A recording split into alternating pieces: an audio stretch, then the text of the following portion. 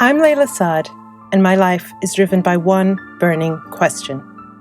How can I become a good ancestor? How can I create a legacy of healing and liberation for those who are here in this lifetime and those who will come after I'm gone?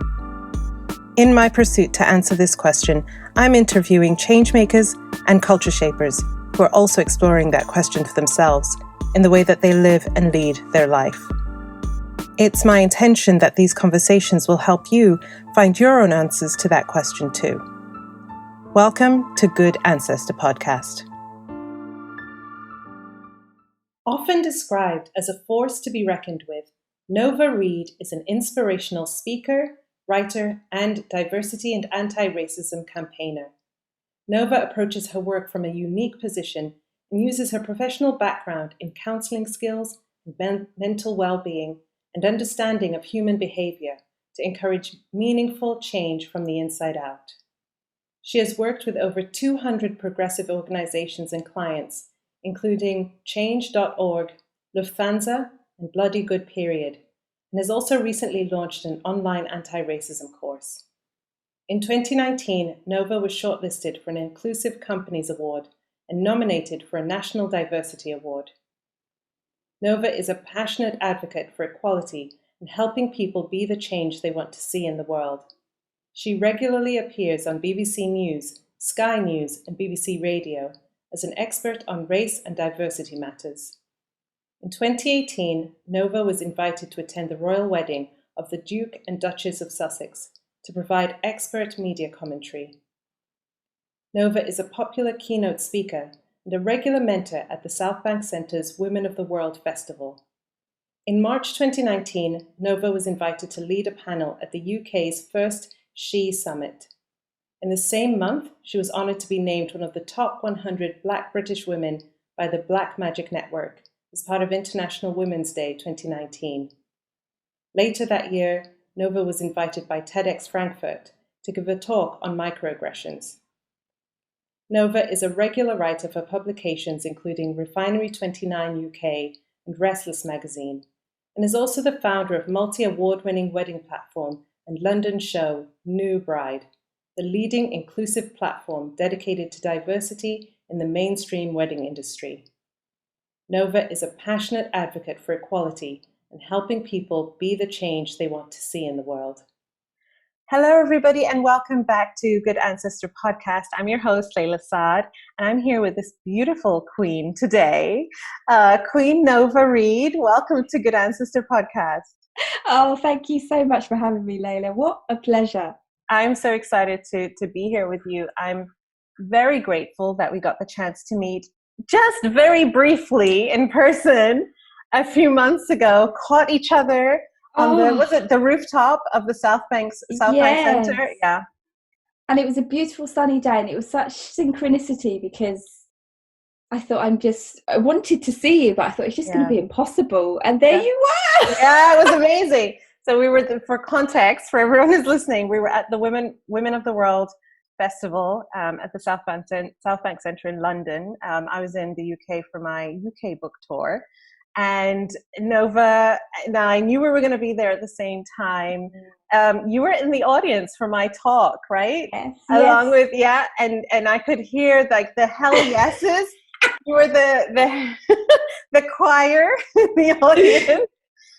It just made me feel so joyful in that conversation. And then I was hanging out with my sisters-in-law and caught you on the rooftop, and that was amazing. It was wonderful. It was the best part of my day. In fact, after that, so I meant to come earlier that day and didn't organise myself, so I arrived in time for your talk, and I was going to do other things afterwards, but after our nourishing conversation on the rooftop, I was like, yep, that's it, cup full, I'm going good home. Yeah, it was awesome. It was so awesome.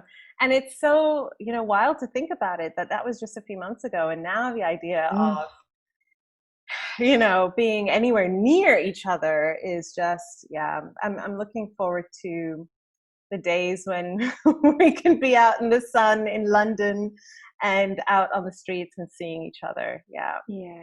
All right, my love, let's get started. Good Ancestor Podcast, our very first question for everybody. who are some of the ancestors, living or transitioned, familial or societal, who've influenced you on your journey? My goodness. Do you know, I'm still discovering this part of me. I traced my ancestry by a DNA test in December, and I got my results in January. Wow. And there are so many components and parts of myself that I'm only just discovering. And I went on a spiritual healing retreat in February. So, yeah, this is a big question for me. There's parts of myself that need integrating. There are so many aspects of who I am that I'm still exploring and I'm still honoring. Yeah. You know, I was in doing my research for our conversation. I think I was watching your Tedx speak, which was TEDx talk, which is amazing. And you talked about growing up in Hertfordshire and being one of the only, right? And I so resonated with that because I grew up in Cardiff in Wales and was the only going to Roman Catholic school. So only Muslim was the only Muslim being sent to those schools, and one of the only Black kids. And this idea of who am I? Everyone else seems to know who they are. I'm not really sure how did I get here, and why am I different? Is that something that you feel since your childhood you've really grappled with, finding your place, and where are you now in that sense of self-definition? Yeah, so I grappled with just at the younger, when I was younger, it's more about fitting in, that sense of belonging. And when I came to accept my identity as a Black woman, as I would say, as a Black girl, that was really painful for me. It's very hard because I had received programming that told me I was less than because I was Black. Right. And so accepting that was really painful for me. That I've gone through therapy. There was a lot of trauma. And so there's been a piece about accepting who I am as a little Black girl and a Black woman. And then there's been this piece of when I started to explore anti-racism and what that means, and starting to learn about colonial past and where I really came from. Then it's like that journey's had to go on all over again. Who I thought I was, that's not the whole story. Or am I even that? I remember when I shared so my dad has always been somebody who has read the books, has been very much into anti-racism. He wouldn't call it that, but that's what he was into. And I remember as a young teenager saying to him, "Oh, come on, Dad, it's not about race." That was a long time. I would say all the stuff that I find eye-rolling now. And then I got to an age, and I was a teenager. I don't know how old I was, but it was more when I was starting to be independent. And I was noting these rejections. I was noticing this disproportionate treatment, and I was noticing the racism in a way that I'd been protected before by my parents. And I was like, wow, Dad was right all along. So when I went on this journey to trace my ancestry, and I shared the results with my parents, and my mum and dad were in the room, Dad was like, yep, that makes sense. And my mum, and I love my mum, but she's not into this stuff at all. She's just like, this is the way it is. This is the way white people are. Let's just get on with it and live a peaceful life. So when I told her that I was 56% Nigerian, she said it was a load of rubbish. And she said, "Where's the Jamaican?" And I said, "Mummy, you've missed the whole point. We were never there to begin with. We were moved there." Right. Yeah. Right. And so how do you think, and thank you for sharing this really personal story. How do you think she was processing that? I just think it was too much for her. It wasn't dropping cognitively. It's just not her. She doesn't have the understanding. And I think that's something that's really important, that just because you're Black or brown doesn't necessarily mean that you're anti-racist or you understand, the enormity of what this means. Right. And she just couldn't understand it. And there was also, I vaguely remember that there was this anti-African, anti-Caribbean rhetoric that went on between the Black community as well. Yeah. And so that was coming up as well. Yeah.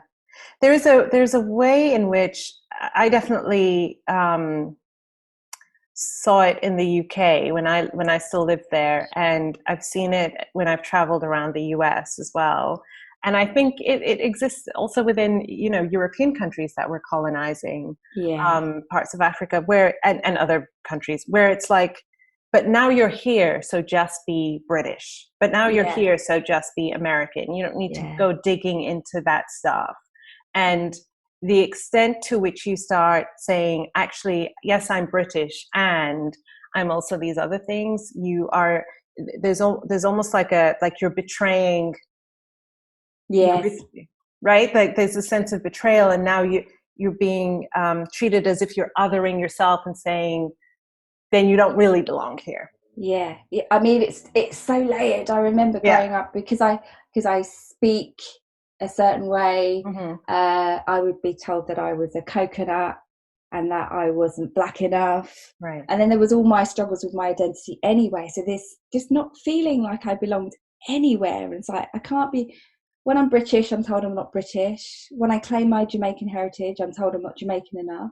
And then sort of fast forward further on down the line to exploring Ancestor, it's like, well, let's go back. Right. Let's just go back to basics, because I'm more than one thing. But we often don't celebrate that. We try to put ourselves in these boxes. Right. And I'm so struck by the fact that for white people, it's, well, I'm white. And that's the end of the conversation. Exactly. And there, we talk a lot in this work, right, about the exchange that had to be made for people of where they were really from to exchange it for whiteness so that they could claim that white privilege. And I have seen, and I'm sure you have as well, as we talk to white people in our work about, instead of culturally appropriating from our cultures, why not explore what is present in your own? And there's sort of but I don't know what's present in my own. I don't know what's there. And so I find it really ironic that there is that on the one hand, but then for us, there's this projection of, if you go and start exploring your own culture and claiming your own culture and dressing in your own culture, that you're now also saying that you're not one of us. Yeah. It is so multi-layered. In your own journey then, and especially like, I'm sure you have a lot of Black women and women of color who look to you, who come in your DMs and ask for advice, right? For them, as they are reclaiming their own identity, what is some nuggets of wisdom that you have for them? I think I said it earlier, is that we are more than one thing. Yeah. And that is that's a gift, that's a positive, and we can be all of these parts of ourselves. We don't need to hide different elements of ourselves because we think that they are unworthy, less than, or whatever. It's claiming all of them. And embracing all of them and discovering all these new parts of yourself that you didn't realize existed in whatever way that feels right. And releasing any shame around not knowing. And releasing any shame around rejecting. Yeah, shame is a big one. Oh, huge for so many. Shame is a big one. I think for me, in coming, because you were saying about how you used to say the same things that now make you roll your eyes, right? And my dad just sits there quietly going, and we have to like forgive that part of ourselves. That didn't know. Yeah. So what I find really interesting about your story is your entry into kind of anti-racism work was through what I would say is a very unlikely avenue. Because when I was first getting to know you and your work, I was like, oh, she's an anti-racism educator, but she runs this wedding consultancy business. Like, those must be two separate things that she just has two different interests in. But in digging deeper into your work, finding out actually it was the wedding world that brought you into anti-racism work. Yes. Tell us about that. I think it was bubbling beneath the surface before, because I started my professional journey as a professional actress and singer, and dance for a little bit, and I lost confidence and ended up retraining had an injury as well. And I was temping, I was working in mental health as a temp, and they just loved the way that I was with people. And so they retrained me to work in mental health, disability advocacy. So the foundation really started then with sort of advocating for the underdog. In that time, I got engaged to be married. So as part of the process of starting my journey working in mental health, you have to do a lot of inner work. And so that inner work was bringing all of the stuff about my race to the surface that I thought I dealt with. I was happy, thought I was happy with who I was and comfortable in my skin. So in therapy and supervision, this stuff was coming up. It's like, I don't know why this is, I thought I dealt with this. Then I got engaged. So because this stuff was on the surface, I got engaged, brought all these magazines, and there were just no Black people anywhere. Right. And I was like, what is this? And I'm like, why have we not moved on from, at the time, Disney characters and, you know, this lack of representation, something that's so universal, celebrating love.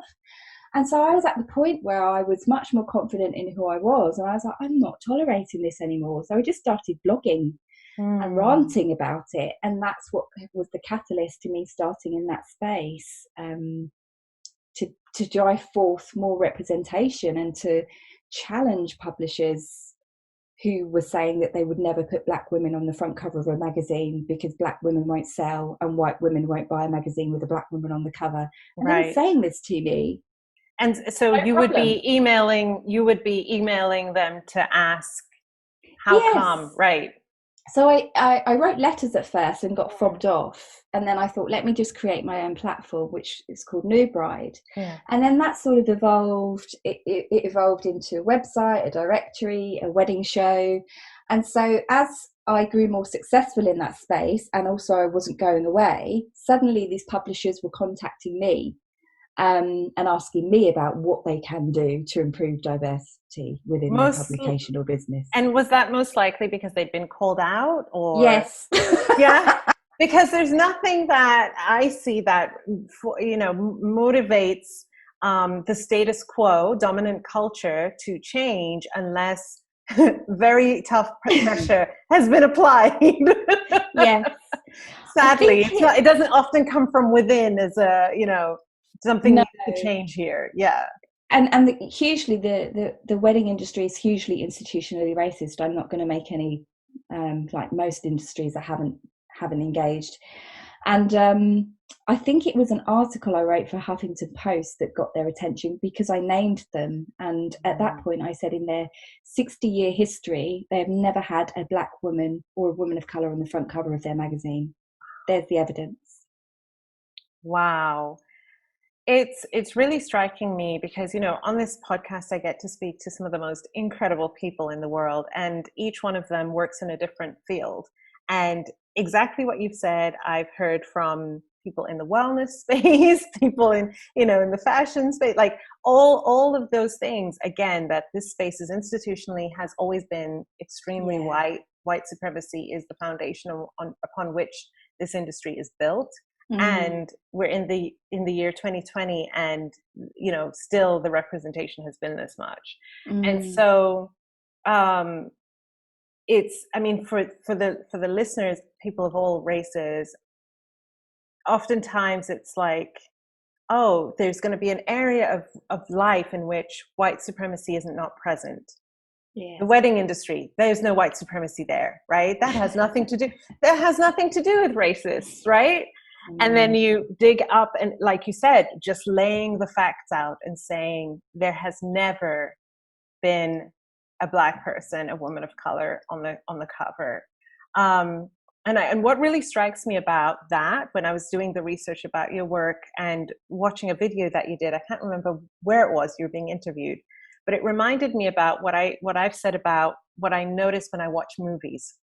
And so when I watch, I love going to the cinema. I love movies, but I always watch it with two eyes. Like, I'm watching for the story and the enjoyment of just surrendering to the moment, but I'm also watching for, how is racism showing up here? How is white supremacy showing up here?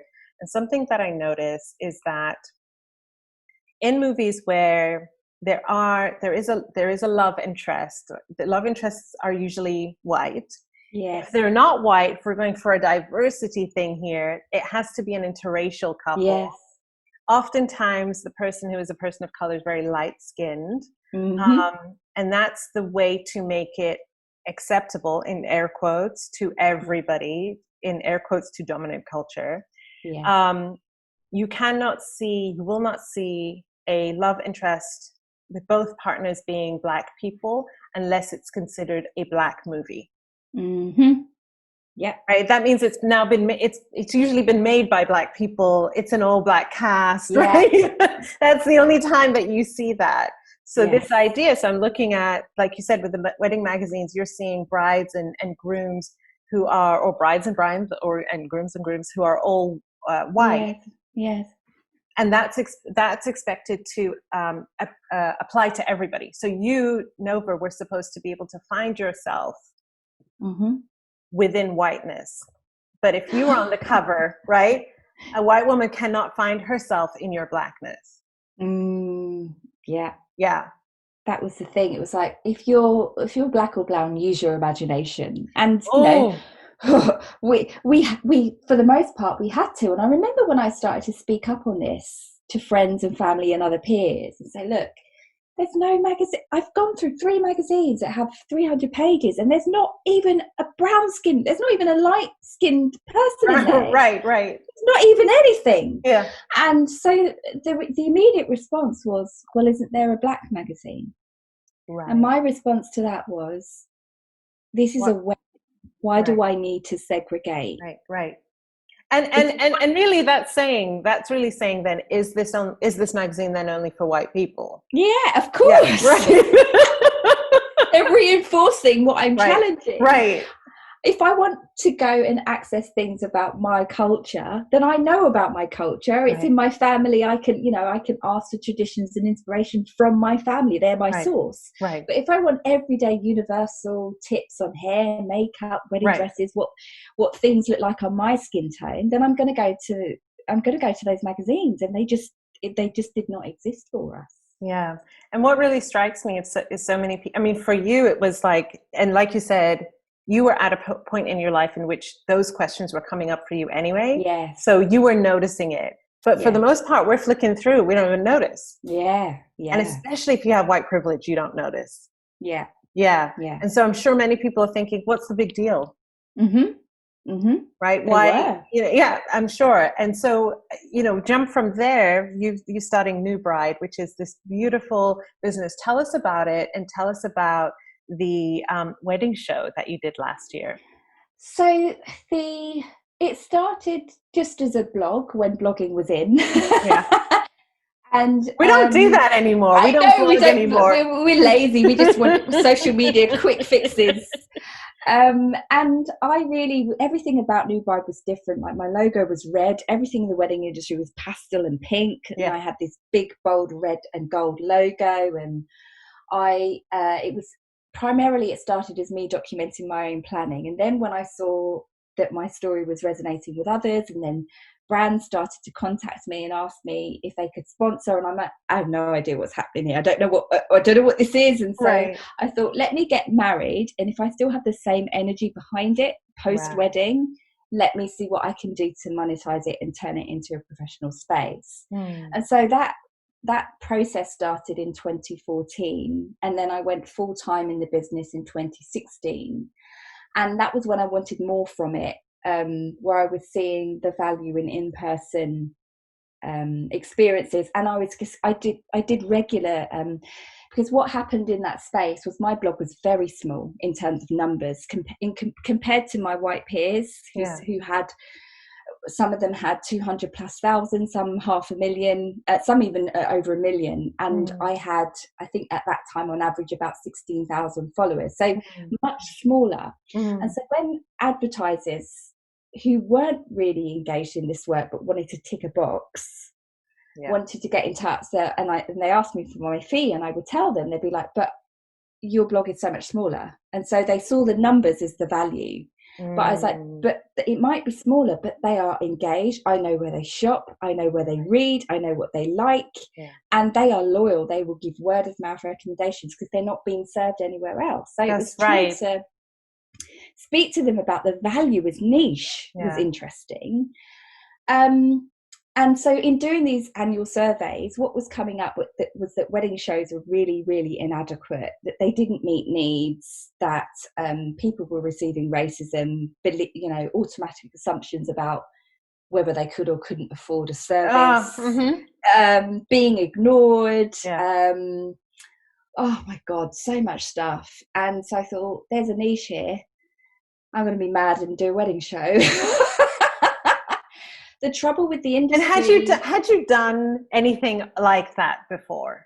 So I produced theatre shows before. Okay. And to me, it was easier than that. It was easier than producing a theatre show. In your mind? Yeah, in my mind. in reality? In reality, to be fair, producing it wasn't hard. What made it hard was that I had no funding, no finance. I had no one working for me. I could only afford freelancers occasionally. Yeah. So I had to do absolutely everything. And there was no marketing budget. And I lost nearly 2 stone in weight. And I was like, I am not doing that again. Without funding, without finance behind it, and people actually valuing it, I'm not putting myself through that again. So that was the learning in that. I could do it, but to the expense of my health. Yeah. And did you see after that interest in funding? So I had great press attention. It was covered by the BBC. It was covered by Refinery 29. Mm-hmm. I will never forget this. This made all of that, the difficulty in doing that on your own, all worth it. And I had loads of people volunteer, which is incredible. Yeah. I had a black woman come up to me afterwards. I'd done a catwalk show, and I turned the catwalk into a bit of theatre experiment. So there was a love story, and it was lots of different body shapes as well, because that was the other thing that wound me up. It was just size 8 women. Right, so right. We had lots of different body types on the catwalk as well. Mm-hmm. We had people in the disabled community who came to the show, and people who were in the LGBTQ community. So I was trying to be as inclusive as possible without diluting the message. And a black woman came up to me afterwards, because I intentionally chose 3 black models. I had 5 in total, and I intentionally had a bias towards black women because we're so often not seen. That's right. She came up to me afterwards. She said, "Thank you so much for doing this." And then she started crying. And then I started crying, and I said, "Can you tell me why you're crying? What's going on for you?" And I knew it. The words didn't need to be spoken, but she said, "I never knew what it would feel like to be intentionally included before." Still makes me cry now. Yeah. So afterwards, I agonized. Yeah. I agonized. I'm still on what you said. She said, "I never knew what it would feel like to be intentionally included." Yeah. Wow. It still moves me. And you know what? Do you know why it moves me? It moves me because we have so adjusted ourselves to not being included, which the inclusion should just be a right. Like it should just be a given. We're not asking for the world. It should just be a given. But we have so adjusted ourselves to, I'm not going to be included, so I'm not expecting to be included. Yes. That when it happens, it feels like everything. It feels like, and also my branding, I worked with the graphic designers, and I said, I want a black woman on the front of the show is a black woman. And so a colleague of mine said, "Don't you think that might put people off?" I said, "No, it won't." Why do you think it would put people off? I find that language so interesting.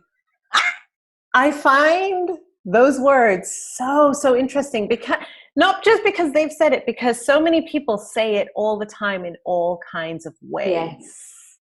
And I'm off social media at the minute, but I'm going to switch lanes really quick. I'm off social media at the minute, but I hopped on today because I wanted to check out your Instagram page, because I wanted to see about some of the things that you've been posting recently, just so I can see, what's been coming up for you.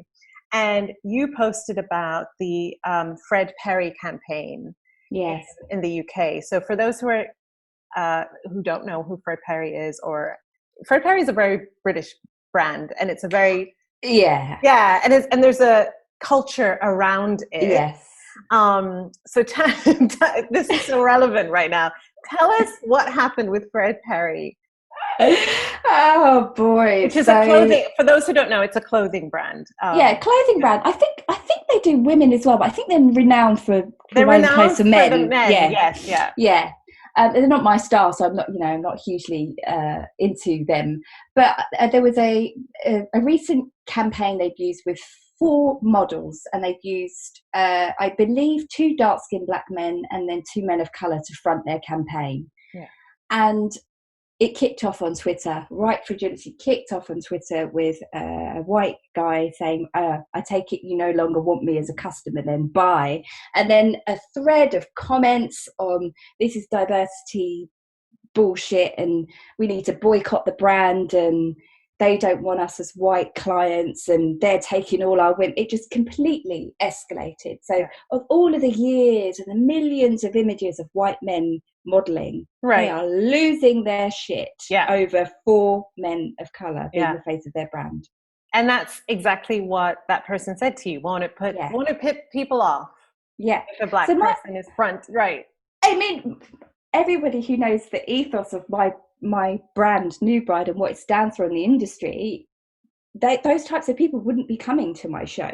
And also, I have no interest in serving people who want to willingly sit in their racism. That my show is going to wind you up. Right. But that was the fear. Again, we've been used to that being the norm. And there were, again, magazine editors would say to people that worked in the industry that if you want your shoot to be featured in our magazine, it's more likely to be featured if you use a white model. So this is the other part about this that really strikes me is I guarantee these are the same people who will say, I am not racist. Of course. Right? Yeah. These are the same people who will say, my so-and-so is black, my so-and-so is black, I'm not racist. But what they're saying when they say you're more guaranteed to get featured if it's a white model, what you're saying is a black woman is not attractive. Yes. If that isn't racism, what is it exactly? Yeah. I really want to understand. But I mean, it's so bold. I'm quite happy to name the publisher actually, because they are a well-known publisher. It's Condé Nast, and they had a wedding title at the time, but that title hasn't survived. They are no longer in existence, and it's because it's because they did not move with the times. People were wanting more, and they were getting less, and they were acquired by the same digital brand, I think, that owns Tinder. I can't remember the name of them. And they put out a statement, and they said, we will be so it had a US title, it had Brides US and Brides UK, and they put out a statement and said, we've now taken over and we'll be continuing to acquire Brides US, and we'll be doing what we can to make it more current. We will not be moving any further forward with Brides UK. That to me says it all. Wow. So, okay, this is one of the reasons why I wanted to particularly speak with you is you're based in the UK, and the British have a very particular flavor of racism. And I'm British, right? And I speak to this, but I think because I don't live in the UK, people think, oh, you don't know, right? You don't really know. And so as a British woman who lives in Britain and speaks to British people, why don't you tell us about this particular flavor of UK racism and how it shows up? Because it's different to how it shows up in the US. And the conversation is held differently to the US. But what I always say is racism is racism. Just because you talk about it differently, right, doesn't mean that it's not the same violence. Yes, it has the same impact and the outcome is the same. But what I would say is that the racism we experience here is under the surface. It's in the fabric. Very sneaky. Fabric of the DNA of this country. It sneaks up when you least expect it. And then when you try and speak on it, address it, you gaslit, you minimize, you shut down, there's some kind of retribution. And you speaking up on racism ends up being more problematic, offensive, whatever, than the actual racism itself. Right. And I think a huge component is that because we gloss over our history. It's not taught in schools. We don't understand about where we've come from and what we did in order to be where we are, where we've got some of our wealth. We don't understand. And so there's lots of rhetorics like, oh, this happened a long time ago, let's just move on, you know, some of the rhetorics I was talking about earlier. And therefore nothing really changes, and there is huge fragility. We are extremely unsophisticated at talking about race in the UK. I find that because in the United States the history of racism is on that land itself. Yes. You know, the land theft, the genociding, and then the kidnapping, enslaving, and bringing them there. It happened on that land. Yeah. Whereas Britain's history was outward. They went out and did it everywhere. Right. So there's almost this like forgetting, because it's not present in the land, but there are people living there like who look like you, right? Yeah. Who are the evidence of the fact that this did happen. Yes. Yeah. I mean, there's one stat I love sharing because I just see people's jaws drop. Was that we were still paying off reparations from slavery in 2015. So British taxpayers were still paying off reparations from slavery in 2015. So those reparations were made to people who enslaved people. Slave owning families were given these reparations. That did not come to us, and we were paying that until 2015. Wow. So when you said reparations, I thought, I didn't know Black people in the UK got reparations. No, that's not what you're talking about. No. You're talking about for the fact that slavery ended, slave owning families were paid a reparations to make up for the fact that they could no longer own slaves. Yeah, to make up for the fact that they were no longer getting access to free labour.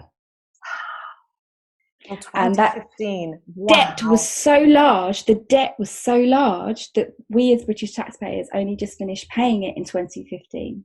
Wow. That's, I mean, my jaw is dropped open.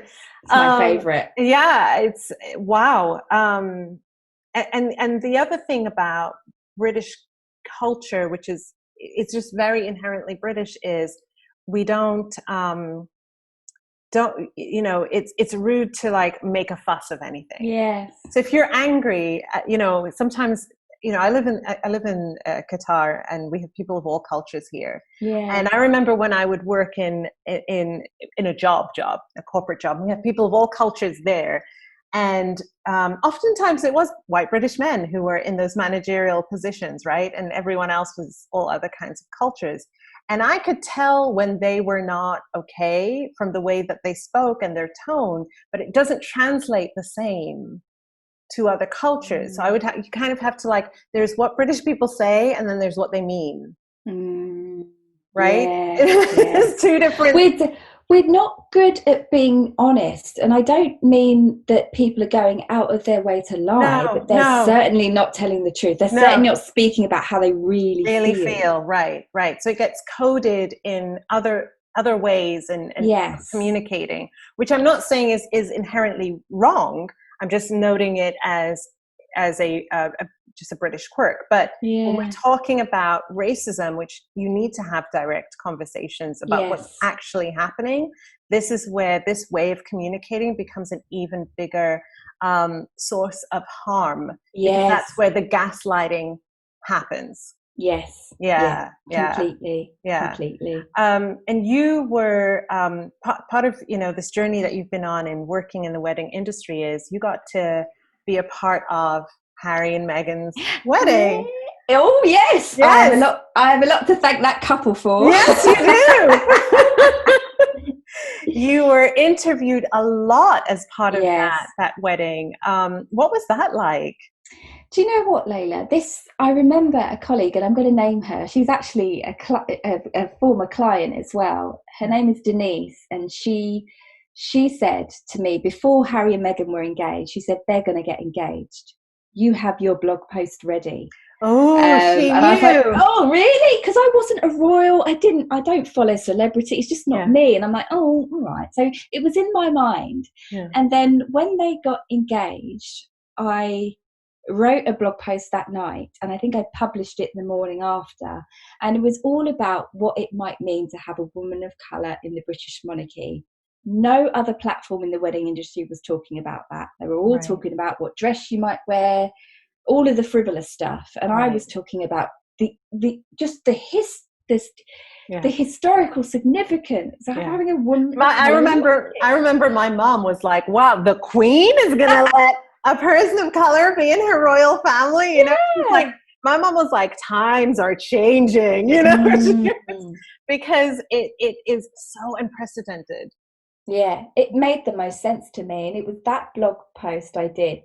Because I think they got engaged in November, and that blog post I did got picked up by Sky News in the following January, and they were just it's not uncommon that they'll reach out to Wedding or me as a media platform to ask me opinions or to share stuff, and they said, can we have a chat? And I remember I was having a really bad day, finances were hell. And I was thinking about jacking it all in, if I'm honest. I was thinking about turning all of this new bride stuff. I'd had enough, and I was just, my car needed fixing. I was feeling sorry for myself, and I got this email through, and I was in the car garage, and I said, I'm just outside. Let me call you back when I'm back in the office. And then we spoke on the phone for over an hour, and they said, we've never spoken to someone more passionate. I've learned more from you in an hour than I've learned in my lifetime. And we'd really love you to be part of the documentary. So that was the start. And then, of course, I did that. Then they wanted me on air every time to speak on it. And then BBC News saw it. And then Germany saw it. New Zealand, Australia. Incredible. Oh, gosh. It was incredible. Amazing, overwhelming, and also I had to just trust that I knew that I deserved to be there and that I knew my stuff, because it just, at one point I had 15 interviews in 1 week, and I was, if I really sat into the magnitude of that and the audience I'd be speaking to, I would have got overwhelmed. So Nova, how was, seeing how their wedding and marriage has been picked apart in some of the British press, as somebody who was being put forward as this is a voice on these issues, what are some of the things that you've had to come up against? Because I cannot imagine being in, and this is the author of Me and White Supremacy, right? But I cannot imagine putting myself in that level of unsafety. So when Sky first asked me to do this short documentary on race, I remember I didn't say yes straight away. I remember talking it through with my husband. I said, if I do this, my profile is going to be raised, and I'm going to receive racism, and I don't know if I'm strong enough. Yeah, I had to have the same conversation with my husband. Like, this will be coming. Yeah. Yes. Because we can't have one without the other. No. And so he sort of talked me through it, and he's like, what would you say to someone asking you advice? And it's the same thing. It's like, what do I need to protect myself, to look after myself, to prepare myself, to make it as safe as possible? Because he's like, if you're doing work that's going to evoke a lot of emotion in people, it's just not possible to have one without the other. You're also a dark-skinned Black woman, and that's important too to note. Yeah. I mean, the how you would be treated if you were a white woman, if you were a lighter skinned woman of color, if you were a lighter skinned Black woman versus you being a dark skinned Black woman. Anti-Blackness, especially against dark skinned Black women, is rife. It's disgusting. Yes, it's some cruel people. I mean, I just had to put my barriers up, right? Self-care ramped up. Where's my safety? what do I need to do to filter this stuff out? So I had somebody I could at the time afford to hire somebody who was filtering messages, so I didn't see them. And I just... We don't read the comments. I was like, never, don't read the comments. And at some point, I remember some people coming back to me saying, "Oh no, but the comments are bad." I was like, I don't need to hear that. Don't need to ever see them. Yeah. Don't tell me. I don't need to hear it. So I never look at comments on things like that. If I've been on a radio show, I won't go on Twitter for at least a week or a few days afterwards, just when it's all calmed down again. I guess what made me decide was like, right, I'm feeling called to serve something that's bigger than me, and that's bigger than this. I do what I can to protect myself, but their cause is bigger. Yeah, and that's for me, I mean, this idea of being a good ancestor was what became my something bigger. Yeah. Because when I began the work as well, it was just like, wow, this is a lot. And I actually didn't realize that people could be so violent and could say the kinds of things that they say. Yes. I mean, you experienced, I remember when you did your Me and My White Supremacy, when it was a challenge on Instagram, it was a friend of mine who knew I was doing anti-racism, well, at least the beginning stages of it. She's like, "Oh my God, have you heard of Layla? She's doing this challenge." Oh no, I knew about you before because you'd written the spiritual white women thing. That's where I first heard of you. And so I was following you, and then I saw this challenge, and I was reading the comments. I was like, oh my God. Yeah.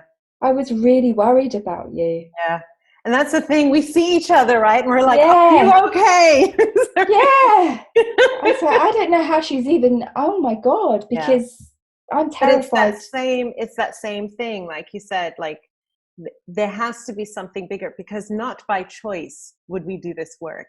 There are so many other things we could be doing that are safer, that would, we would be able to sleep more peacefully at night, wouldn't break our heart every single day. Gosh. You know what I mean? Wouldn't have to put us in positions where we have to be gaslit and and explaining ourselves in all kinds of ways, and having people project who they think we are or what we think are, I'm sure you've heard this, but I've definitely heard people say, "Oh, I just thought you hated all white people."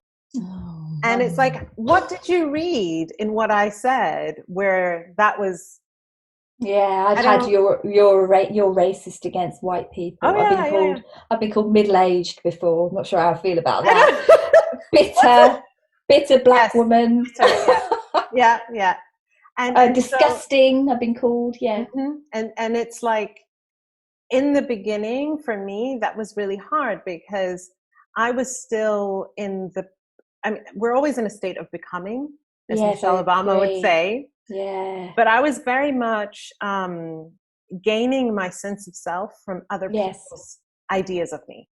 100% agree. Right? And so up until doing anti-racism work, everything I'd heard was wonderful about me. So I was like, I'm wonderful. I'm fine. Everything is great. And now I'm being called a racist bitch. And now I'm being told that I'm X, Y, Z, and I'm bitter and these things. And it really starts to mess with who you think you are. And you have to actually stop and think, who am I?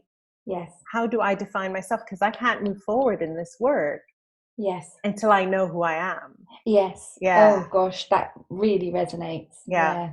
I saw a video that you did recently where you talked about boundaries, and I thought this was on your Facebook page, and it was after the news of Ahmaud Arbery coming out, and you did a video on your page. I think that's what it was. Yes. You talked about boundaries, and I thought, this is somebody who's had to really, like myself, learn that, yes, I will show up for this conversation, but I will show it up in my way, not in the way that you expect me to or desire me to.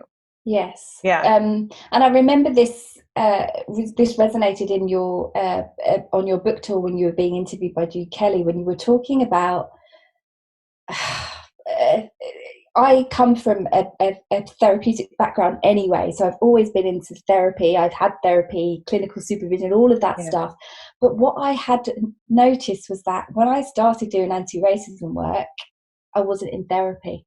And so I got to a point where this was just eating away at me, and the work I was doing, the energy behind it was convincing people, getting really mad and fed up that why can't they see this? Why won't they wake up? It was making me ill. It's making me ill.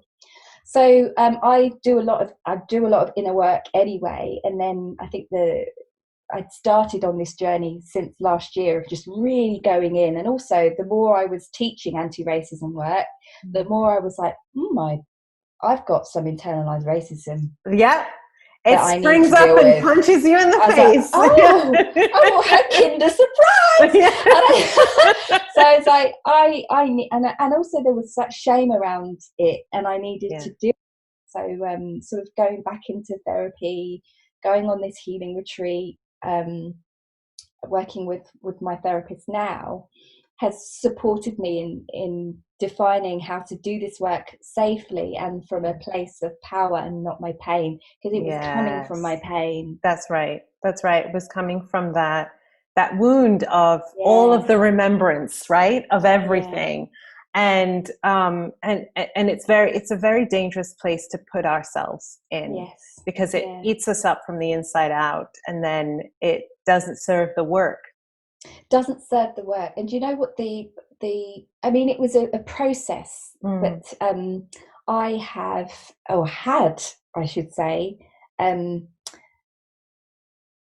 tumours in my womb, and they were causing huge problems with periods, very, very painful, very heavy bleeding, to the point where in fact, my Tedx talk, I was on my period. I was working with a designer and said, I'm going to need to wear black, because there was just flooding. You'd get up, you'd be leaking. It was just horrendous symptoms. And I put off surgery for ages, because the first surgeon that I saw suggested a hysterectomy, and all of these, things that they're not looking into what is causing such common issues within Black women. So this is not uncommon, and they were called fibroids, these tumours. And so I decided to have the surgery, which was last year. So I'd already started that, from the year before. I'd started with nutrition. I was starting to work on the inside out. And the scans showed that I had about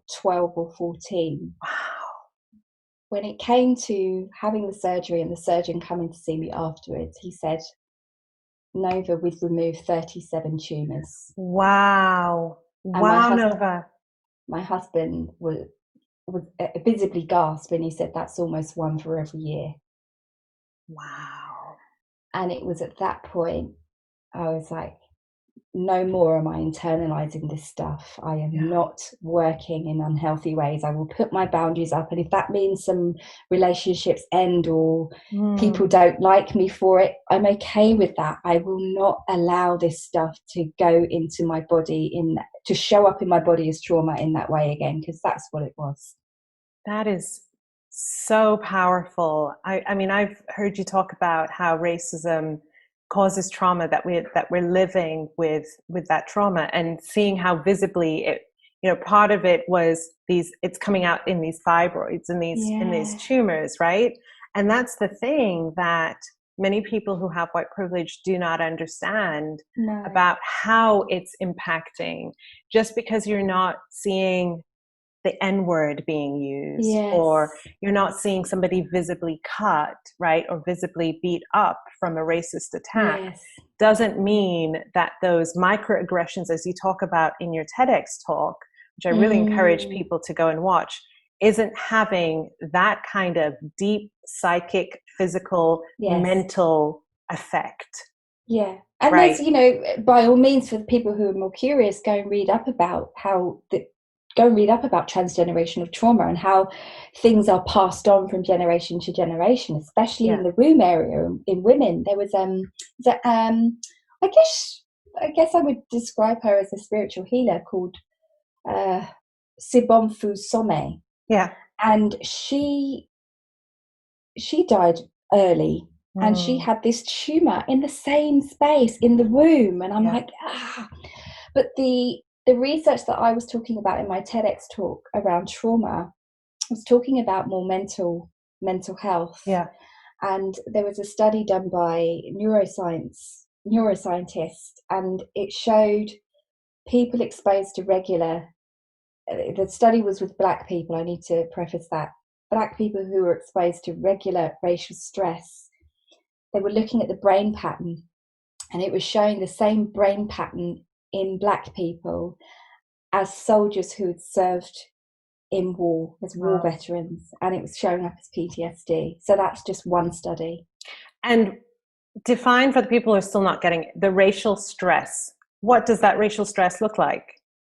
It's everyday discrimination, it's everyday othering, it's everyday messages that somehow you don't belong. Where are you from? No, where are you really from? Right. Oh, it wasn't racism. Oh, stop playing the race card.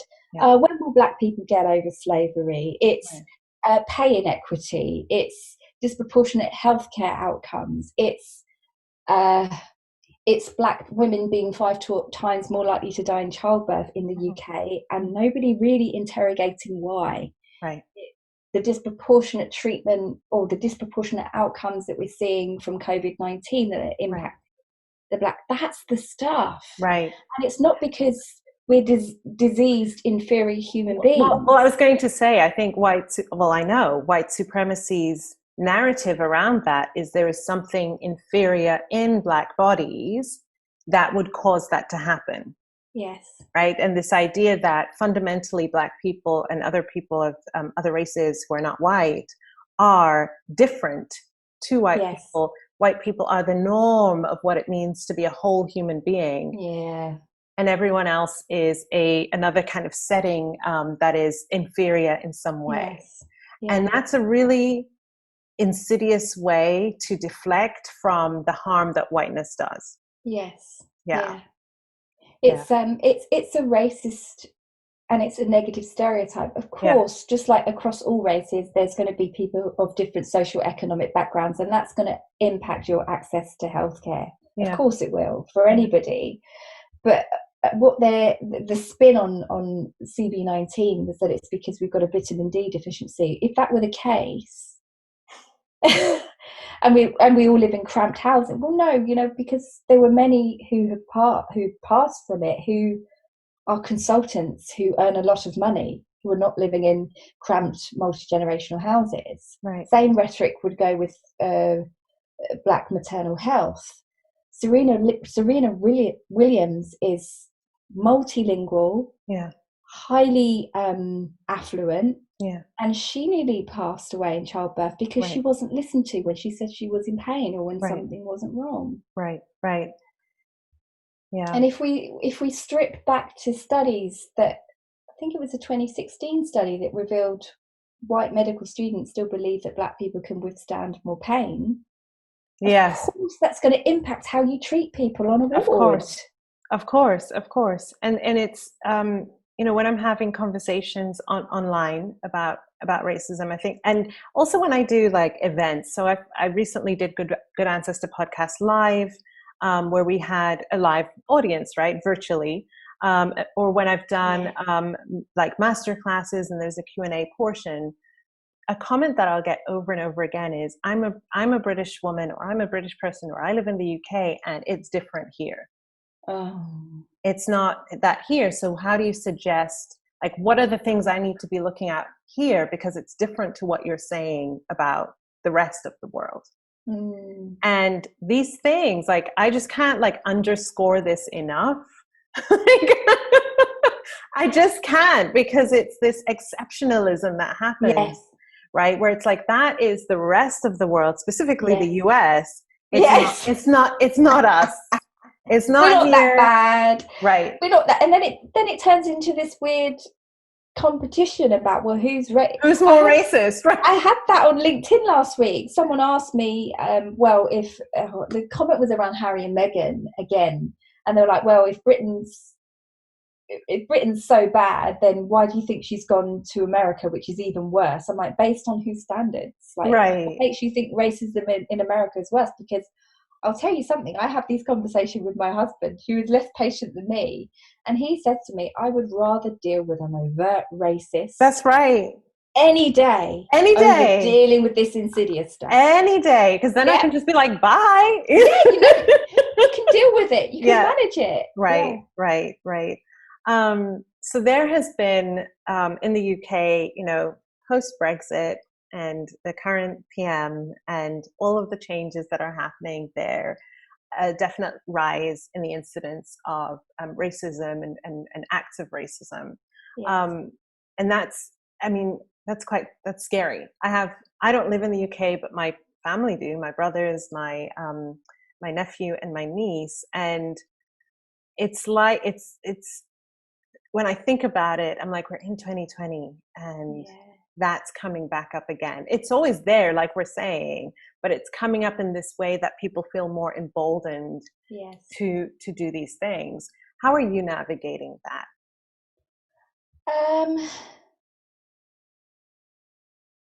Again, it's just I'm fiercely looking after my well-being. I'm fiercely making sure that I practice joy and that there is laughter in my life and that there is lightness, because I can't do this work without that duality. I need that.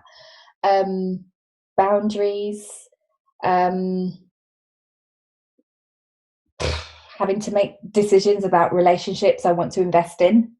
That Can we talk about that? We can. Let's talk about that, because when you are a Black woman who talks about anti-racism in very direct ways, that causes the people in our life to not know what to do. And especially when it's relationships with people who are white or who have white privilege, there's often an assumption that, but I don't have to, that I'm not racist. Yeah. I've been your friend all of this time. You know that I'm not racist. I definitely had to navigate that. And I talk about one of the main friendships in my book that this is a person who's no longer in my life, right? My best friend, who was a white woman, no longer in my life, because when I started talking about racism, she disappeared herself from my life, wasn't showing up for the work, wasn't showing up, period, actually, full stop, in any way. And it's very painful. I remember feeling very confused, just very confused, because I know you are a good person. I know that you've walked me through some really hard things. You've been there for me when this happened, when that happened. Why are you not here now? How's that been showing up for you? Exactly the same. It could be the same story, Layla. It's, there's one friendship. I'm working through it in therapy at the moment, because it feels like grief. I'm literally grieving. It is our relationship, because I have come to a place where I have to accept that our relationship may not survive this, and I have to be okay with that. And that's painful. She was a bridesmaid at my wedding. She's been in my life for decades. And that means that because you started New Bride around that same time. So this isn't new to her, this conversation. No. Right. It's definitely it's gone up a level, because before I would sort of fluff around. I would talk about, to be fair, my work was more holistic when I first started doing consultancy, and it was diversity consultancy that I did, which obviously includes other identities. And I noticed that the one everybody got uncomfortable with and really wanted to gloss over was race. And I was like, nope, that's the one we're leaning into. So around the wedding time, it was more diversity than anti-racism. Of course, I would talk about race, but it was more diversity. I also think that we've changed how we talk about race now. Like if I think about just 2-3 years ago, when I think the conversation was more diversity than race. Yeah. I remember I would struggle to say white people. So even I inhabited that. I would say Caucasian or people who are not black or everything else but white. So I look back and I'm like, oh my goodness. So yeah. yes, I'm much more, I am living, I am who I am now. It's still a journey, I'm still growing, but I was assimilating back then and switching it up and wanting to make them comfortable. That's right. Whereas now I'm holding a firmer boundary, and so some won't like it, and it's painful. And I've had being ignored, being gaslit. I told her, this particular friend I messaged maybe 3 weeks ago, it was around the time of Ahmad's horrendous murder, and I was just sharing that I was really hurting, and that it would have been really lovely to have heard from you. To this day, I've not had a response, and that was the closure I needed. I was like, there's nothing more I can do. And we've had conversations, we've gone back and forth before anti-racism and how I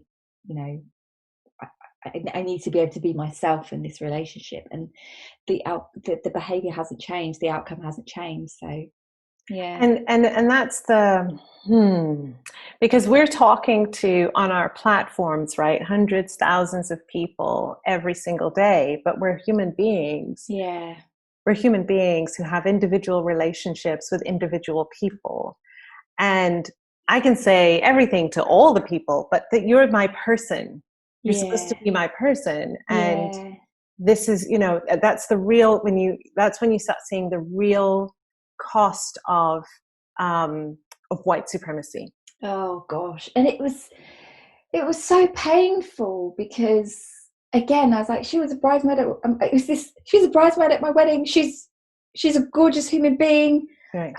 She was there for me with surgery, and all these times she was there for me, but there was a whole lot of times when she wasn't. There was a whole lot of times when she caused me harm. There was, the memories of her husband having a joke about South Asian people and calling them the P word, and then her laughing. And there were times when she was having Islamophobic rants, and I had to call her in on that. And then it's like, wow, she can present in this way in front of me. What's she saying behind my back? And then the mind just goes wild. Right. Starts filling in the gaps, and it's not healthy. So as you're on this journey of healing that and coming into wherever you are on that journey, as you're working this out in therapy and by yourself, what are some of the I guess lessons you're learning, or decisions you're making, or just how are you not just reacting to what's happening, right, because that's just coming again from our pain, but actually that wiser part of yourself, that part that's really true, what is that part saying? It's responding, and it's recognizing that we are all products of our own environment. And to me, the essence of anti-racism work is about collective healing. And we all have a lot of shame that is just floating around and making us behave in certain ways. And until we have the courage to uncover what that is and why it's showing up, we'll continue causing harm to one another, unintentionally or otherwise. So I really do feel that I'm able, and it's interesting because I'm able to hold compassion for other people more easily than I can myself. But to me, that's the component. It's compassion for myself and others. And also accepting that not everyone's going to get this. And that's that, and having to be at peace with that. Not everyone will get it. If it was that easy, then things would have changed during the civil rights movement. I know that there are Black and brown people listening to this conversation right now, and maybe in exactly the same place that we're talking about right now, or just having come through the other side. What do we want them to know about how to because it's like you said, there's a lot of grief. It's very triggering and traumatizing. But we don't want to live from that place, right? So much of the conversation of anti-racism and racism is we start to define ourselves from this place of pain and this place of exactly what white supremacy says we are, which is joyless, which is not free, which is, never being seen until whiteness validates us, right? And so that's not what we want, right? No. This world that we want to build is a world in which all of us, people of all races, have the dignity to live in their full humanity. So we have to live that now. Yes. Right? And not later. What do you want to say to those folks?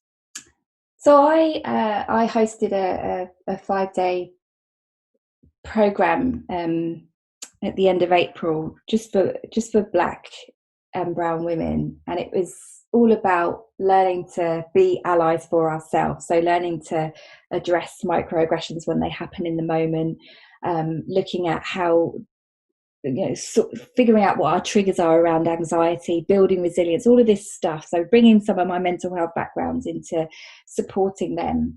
And one of the things I said, and it was a lesson that I kept reinforcing, and you could just see the penny drops. I truly believe that one of the biggest ways we can honor our ancestors is to allow ourselves to heal. Yeah. If we sit in our pain and our grief and we function from our pain and our grief, we're not allowing ourselves to heal. We're denying our lights to shine. We're denying our freedom. And that's what they would have wanted. They would have wanted us to be free. So I'm not saying don't advocate and don't speak and up on issues that matter. And don't feel angry or don't feel upset. Right. That's not what we're saying. That's not what I'm saying. Be angry. Yeah. But don't let that anger turn itself inwards. Express the anger. Yeah. Like I do lots of therapeutic shaking and dancing and expressing, doing vocal releases to get it out of my body. Yeah. And then I move on with my day. So I can be in deep grief and move to joy more quickly than I used to be able to. Yeah. And that helps me. There are some days that are really heavy and I have to just surrender, but other days, living in our joy, allowing ourselves to heal is the way we honor our ancestors. I love that so much. And I really want to pick on something that you just said there, which I realized was a lesson for me, which is that I actually don't need to express my anger to white people. Nice. Right? Yeah. So I can go work out my anger, because working out my anger is me then doing what I like, honoring what I feel. Yes. Letting it work through me and moving on. But I found that when I was expressing my anger to white people, what was underneath that was, I need to convince you that you've hurt me so that you'll see me, so then I'll feel more whole. Oh, yes. Yeah. And we don't need that. We don't need that to feel whole. No. So the way that when something happens and someone has done something that has violated a boundary, because that's what happened. That's why we get angry, right? A boundary has been violated in some way. I just reinforce the boundary. Yeah. And then I go do me, right? I don't need to get into that. I don't need to get into an altercation with you. It's kind of, I said what I said, and I keep it moving. I'll go work out my anger somewhere else. But I found that in those early days of doing anti-racism work, I kept returning to those people, waiting for them to get it. Yes. Yeah. And so it was always a waiting. And it's like watching a TV series that has a cliffhanger at the end and you never get the resolution. Yeah. Right? You're always Do you know, there's a beautiful element of this retreat that I went on to, which was all about writing a letter to people or a person or a situation that represents harm that has caused you trauma, and seeking resolution on that. And there's so much. There's a book by Eve Ensler called The Apology as well, but it's all about the power in just writing that like you don't need to get an apology from somebody to heal. You don't need it, but that process really helps. Right, because I don't need them to see I don't need them to affirm my humanity. I affirm my humanity. Now, we're not talking about when something needs to be addressed. Sometimes something needs to be addressed, right? Yes. And there needs to be something that needs to be fixed, or someone needs to take accountability, so on and so forth. That's one thing. I'm talking about I need to show you how angry I am so that you can see, so that you can affirm that I'm a human being.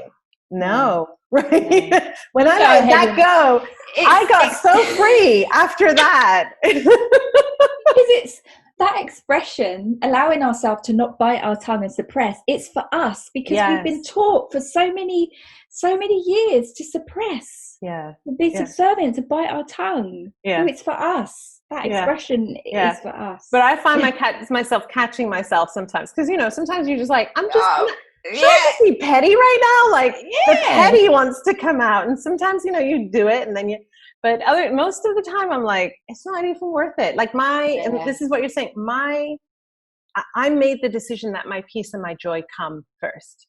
So if this is going to take me outside of that, it may feel good in the moment to have that that clap back or that whatever that thing is, but now it's still in me, because you didn't react the way I wanted you to react, or I didn't get the thing at the end of it. And that's a way that we can be participating in white supremacist dynamics without even realizing it. And also giving away your power. Exactly. Oh my gosh, I've loved this conversation so much. Okay, final question before our final question, because you talked about giving away our power. Is, as you've been, you know, on this journey over these last few years, and really, I think, am I correct in saying your voice every day, you feel it getting freer and more true?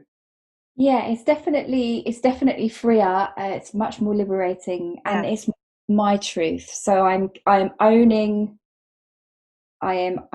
my vulnerability. It's my truth, and I'm like, no one can take that away from me. There's no debate. My truth. Yes. So what are the I guess, because the power is there, you don't have to go out and get it. It's there, but there are things that get in the way of it. What are some of the things that for you got in the way, that you have freed yourself from, or are in the practice of freeing yourself from, that make it easier for you to come from that place? I got in my way. The Nova that doesn't feel good enough, the Nova that was afraid of her power, or starting to step into it. The Nova that didn't really know who she was or where she belonged. So for me, people often say, even for people who are white or hold white privilege and they want to be allies, they're like, how can I be a better ally? Do your inner work. How can you be your fullest self as a Black woman or a woman of color? Do your inner work. Allow yourself to heal. And when you discover things, just hold them with compassion. Like, we're doing the best we can. And we've had to behave in a way in order to survive. We've been taught to assimilate, especially us who are coming from who are British and have had assimilation role model to us. Like, we did what we thought was right, and that's okay. But now we know. It sounds cliche, but wonderful Maya Angelou, now we know better, we can do better. So for me, it's just having compassion, because sometimes I go back into that, I'm not good enough, I'm an imposter. And I just hold. That's the big monster, right? The big one. It's like, here we go again. And I would say that, for so many of us, especially those of us who are Black and brown, that is a big one. And what I have seen is, like I said, I get to interview amazing people on this podcast, each of them doing work that is so unique. And they're also, nearly all of them are pioneers in doing what they're doing. Wow. Not to say that there haven't been other people that have come before them that have laid the groundwork to enable them to be able to do that work, but to do. So using you as an example, because we're talking to you, being in the British wedding industry, having the conversations that you're having, no one was doing that before, not in the way that you're doing it, not at the level that you're doing it at. And imposter syndrome can pop up because you're doing something that's new and you are conditioned into white supremacy, just like all of us are. Yes. Yeah. And imposter syndrome can come up. And I'm always so struck by the fact that we can have done this and have done that, right? All of these achievements that we've racked up, and people are going, oh my God. And we don't take a moment to stop and think, wow. Yeah.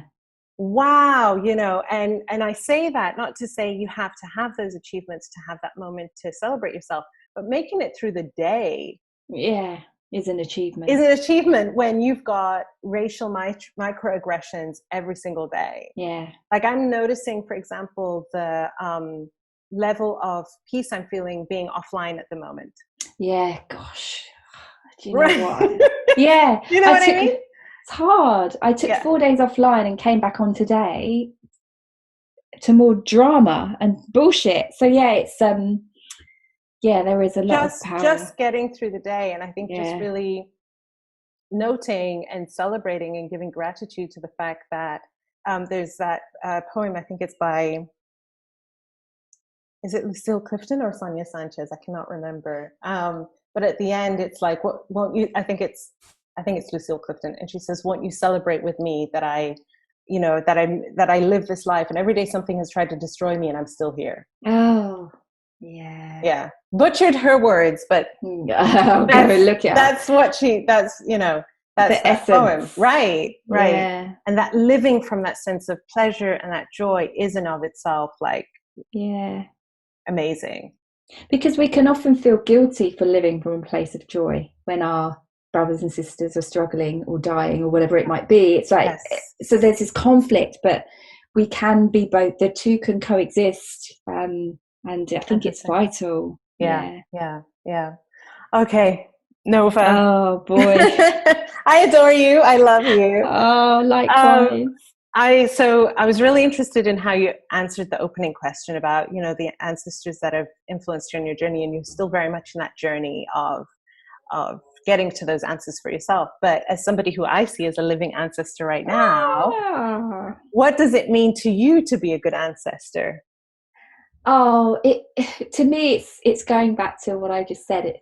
Being a good ancestor is living in your truth, not being afraid of your power, not being afraid to go back to that inner wisdom.